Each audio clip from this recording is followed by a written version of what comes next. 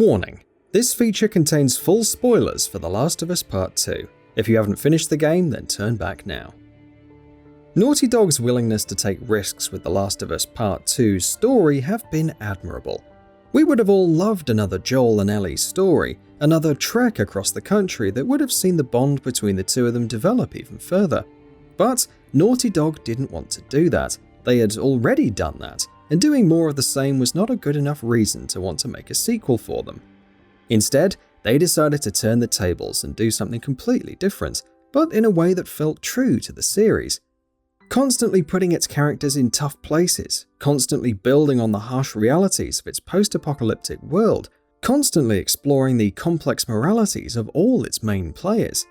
This also means that each of its main characters are left in murky and ambiguous places by the time The Last of Us Part 2 comes to an end. Ellie's quest for revenge leads her no place good, and that place is rock bottom. Over the course of her journey, she's lost much that she held dear. For starters, she lost Joel, of course, who was murdered in a humiliating and devastating fashion right in front of her. Following that, over the course of a hate-driven quest in Seattle, she slowly lost her humanity bit by bit. When she got to Nora in the hospital, she beat the woman who was already dying because of having breathed spores until she told her where Abby was. Clearly that affected her, but does it affect her enough to make her question herself? Not as much as we'd want. When she gets to the aquarium, she kills Mel and Owen, and both of these deaths are troubling ones for various reasons. Mel for very obvious reasons. She's pregnant, which Ellie wasn't aware of at the time that she stabbed her, but that doesn't undo her actions. Then there's Owen, who was not hostile toward Ellie at all, and hadn't even been back in Jackson, and was shot dead because of his unwillingness to tell Ellie where Abby was. That's not to mention the dozens, if not hundreds of other people Ellie kills during the course of the entire game. When all of this is done and Abby comes to the theatre herself to kill Ellie for what she did to all of her friends, fittingly enough for a story that's all about the cycle of violence, she also kills Jesse and almost kills Tommy. Jesse's death is another heartbreaking one in a series full of them, but that too doesn't deter Ellie in her quest for revenge. Well, it does for a time. After Abby beats Ellie within an inch of her life, she is stopped by Lev. Unlike Ellie, Abby is willing to let things go, but even as she walks off, she tells Ellie very plainly that if she sees her again, she will kill her. After that, for a few months, maybe a little over a year, it seems like Ellie's quest is over. She is living on a farm in what seems like a peaceful, quiet life, relatively at least.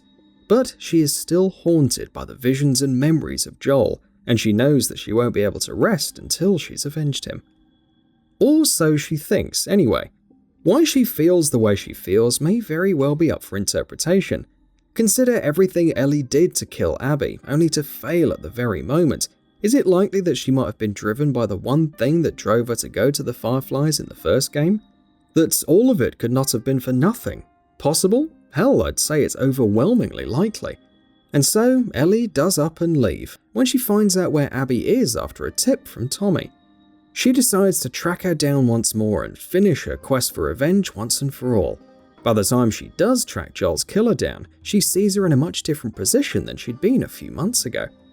In Santa Barbara, where Abby and Lev had arrived to follow a lead on a possible Firefly reunion, the two of them got captured by a gang of bandits known as the Rattlers, and they remained captive for months. They were clearly put through unspeakable horrors, and by the time Ellie reached them and made her way through the gang of bandits, she saw them both hanging off poles, exposed to the elements, starving, parched, and within an inch of death. But if there's one thing that Ellie hasn't learned by this point, it's how to let things go. Given that the thing she has to let go is Joel's murder, maybe that's not so hard to understand. After she pulls Abby down, she insists on fighting her to the death, and even the latter is reluctant to do so at first. After Ellie threatens to kill Lev, the two women do engage in a brutal brawl. And this time, Ellie is able to overpower Abby, and she almost kills her. Even when Abby literally gnaws two of her fingers off her hand, Ellie chokes Abby and holds her head underwater, and comes extremely close to killing her, when something stops her. After all this time, perhaps it's the overbearing weight of her actions that catches up to her. Perhaps it's the realization that her vengeance would be pointless and that nothing would make her feel better about Joel's death. Perhaps it's the fact that she sees Abbie protecting Lev the same way that Joel used to protect Ellie. For whatever reason, Ellie decides to let Abbie and Lev go. At the end, she returns to her house.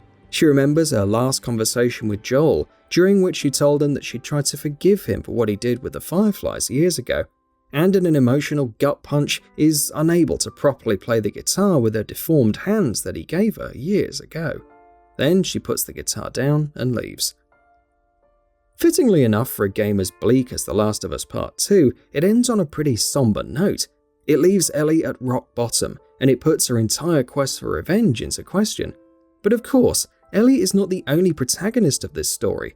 There's also Abbie, who has her own journey, and things for whom are probably looking somewhat brighter at the end.